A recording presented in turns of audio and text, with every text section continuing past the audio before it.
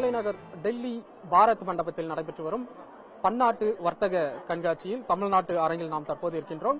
தமிழ்நாட்டினுடைய பல்வேறு துறைகள் சார்பாக இங்கு பல்வேறு அரங்குகள் அமைக்கப்பட்டிருக்கின்றது.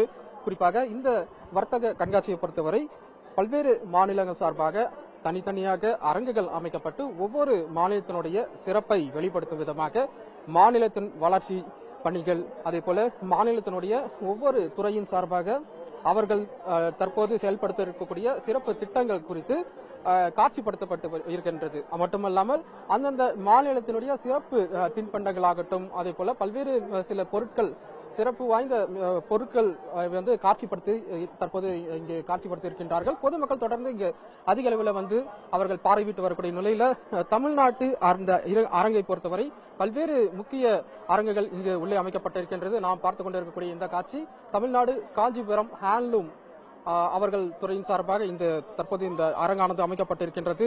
கைத்தறி விவசாயிகள் சார்பாக இந்த சேலைகள், அதே போல பல்வேறு பொருட்கள் அவர்கள் சார்பாக தயாரிக்கப்பட்டிருக்கக்கூடிய பொருட்களை வந்துட்டு இங்கு காட்சிப்படுத்தி இருக்கின்றார்கள். விற்பனைக்கும் இங்கு வைக்கப்பட்டிருக்கின்றது.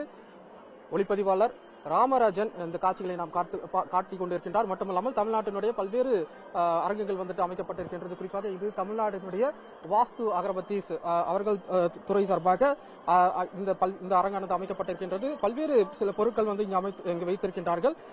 பல்வேறு பொருட்கள் இங்கு வைத்திருக்கக்கூடிய நிலையில இது என்னென்ன பொருட்கள், இது போன்ற அந்த புதுவிதமான பொருட்கள் வந்துட்டு இந்த ஆண்டு இந்த கண்காட்சிக்காக வைக்கப்பட்டிருக்கின்றது என்பது குறித்து நம்ம அவரிடம் கூட நம்ம கேட்டு தெரிஞ்சுக்கலாம். சார் வணக்கம், உங்க பேர் சொல்லுங்க.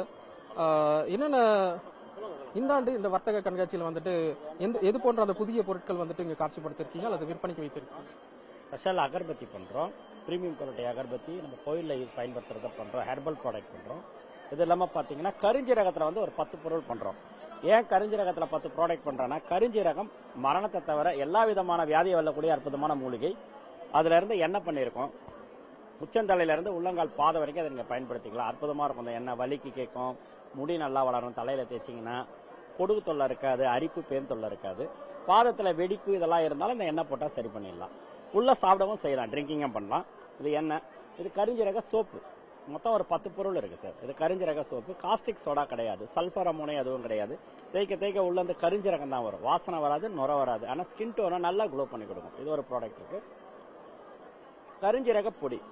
சுகர், பிபி, கிட்னில ஸ்டோன் எது இருந்தாலும் சாப்பிடலாம். காலையில ஒரு 1/2 டம்ளர் சுடு தண்ணி 1/2 டீஸ்பூன் போட்டு நல்லா கலந்துட்டு பொறுமையா வாய் வச்சு குடிக்கணும். நாங்க ஏன் டேப்லெட்டா தரதில்லைன்னு சொன்னோம்னா இது எச்சிலோட உள்ள போகணும். அப்பதான் ரிசல்ட் அதிகமா வரும். அதனாலதான் இது வந்து பவுடரா கொடுக்கும்.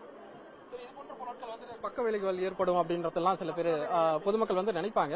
இங்க வரக்கூடிய மக்கள் வந்து எப்படி நினைக்கிறாங்க, என்ன கேக்குறாங்க? பக்க விளைவை சரி பண்ணக்கூடியதான் இந்த கரிஞ்சீரகம். இன்னர் ஆர்கான்ஸ்ல இருக்கக்கூடிய எந்த ட்ரபிளா இருந்தாலும் கரிஞ்சீரகம் மேக்சிமம் சரி பண்ணி கொடுத்துரும். ஸோ அதுக்கு தான் இதை சாப்பிடுறது. ரத்தத்துல கலக்கும், ரத்தத்தில் இருக்கக்கூடிய கெட்டக்கழிவு எல்லாத்தையும் வெளியேற்றும். உடம்புல கொழுப்பு கெட்டக்கழிவு எங்க இருந்தாலும் வெளியேற்றக்கூடியதான் கரிஞ்சீரகம். இதே போல பல்வேறு துறையின் சார்பாக இங்கு அரங்குகள் அமைக்கப்பட்டிருக்கின்றது. அதே போல இந்த அரங்கை பார்ப்போம். அவங்க கிட்டே கூட பேசலாம். மேடம் வணக்கம், உங்க பேர் சொல்லுங்க. இது என்ன ப்ராடக்ட் நீங்க இங்க வச்சிருக்கீங்க இந்த பன்னாட்டு கண்காட்சி துறை? சார் என் பேர் கீர்த்தனா சார். நாங்கள் வந்து கோயம்புத்தூர்லேருந்து வரேங்க. இந்த மகளிர் சுய உதவி குழுவிலிருந்து எங்களுக்கு இந்த ஸ்டால் கிடைச்சிருக்குங்க சார். எங்கள் குழுவிலிருந்து இதெல்லாம் நாங்கள் தயாரிக்கிறோம். இது வந்து ஃபுல்லாக கோயம்புத்தூர் காட்டன்லேருந்து காட்டன் சாரீஸ் நாங்கள் கையிலேயே வீவிங் பண்ணி ஹேண்ட் டிராயிங்ஸ் எல்லாம் பண்ணி அதுக்கப்புறம் சேல் பண்ணுவாங்க சார்.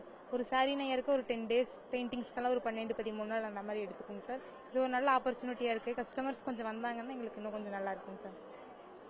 இந்த வருடம் இந்த டெல்லியில நடக்கக்கூடிய இந்த கண்காட்சியில முதல் முறையா அங்க வைக்கிறீங்களா இல்ல இதுக்கு முன்னாடி வந்திருக்கீங்களா? அதர் ஸ்டேட் போயிருக்காங்க சார். டெல்லி தான் ஃபர்ஸ்ட் டைம் சார்.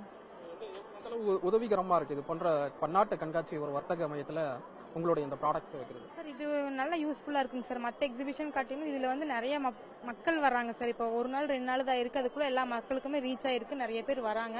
இது மூலியமா எங்களுக்கு சேல்ஸ் கொஞ்சம் இன்க்ரீஸ் ஆகும். எங்க ப்ராடக்ட்ஸ் வந்து ரீச் ஆகும் சார். மெயின் எங்களோட ரீசன் வந்துட்டு நாங்க நெய்யற அந்த சாரீ வந்துட்டு பெயிண்டிங்ஸ் இதெல்லாமே ரீச் ஆகணுங்கிறதுக்காக தான் நாங்க இங்க வந்திருக்கோம் சார். இந்த மார்க்கெட்டிங் மூலியமா எங்களுக்கு கொஞ்சம் நல்ல சேல் இருக்குங்க சார். இவர்கள் சொல்வதை நம்மால் கேட்க முடிந்தது. குறிப்பாக மகளிர் சுய உதவி குழு சார்பாக இது போன்ற பொருட்கள் வந்துட்டு தயாரிக்கப்பட்டு இது போன்ற கண்காட்சி, பன்னாட்டு கண்காட்சியாகட்டும், உள்ளூர் வர்த்தக கண்காட்சி போன்ற பல்வேறு கண்காட்சிகள்ல இவர்களுடைய அந்த பொருட்கள் விற்பனைக்கு வைக்கப்படுகிறது. இதன் மூலம் அவர்களுடைய அந்த சுய தொழிலுக்கு மிகவும் உதவிகரமாக இருப்பதாக அவர்களே கூறுகிறார்கள். இவ்வாறாக தான் மற்ற துறைகள் சார்பாகவும் இந்த கண்காட்சியில் இந்த முக்கிய இந்த ப்ராடக்ட்ஸ்க்கு வந்து இங்க வைக்கப்பட்டிருக்கின்றது. மற்றொரு ப்ராடக்டாக கூட இங்க நிறைய இங்க பொருட்களை வச்சிருக்காங்க.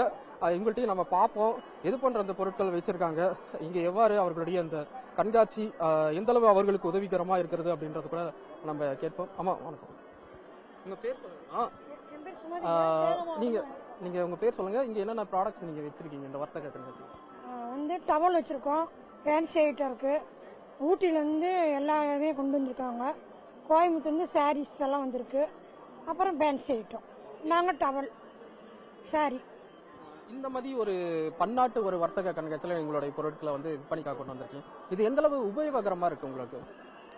ரொம்ப யூஸாக இருக்குங்க. இது எங்களுக்கு எல்லாமே யூஸ் ஆகும், ஏன்னா குழு வந்து வந்ததுனால யூஸாக இருக்கு எங்களுக்கு. கண்டிப்பாக, அதாவது இங்கிருந்து இங்க வைத்திருக்கக்கூடிய ஒவ்வொரு துறை சார்ந்த ஒவ்வொரு அரங்கிலும் வந்துட்டு அவர்கள் கூறுவது நம்மால் கேட்க முடிகிறது.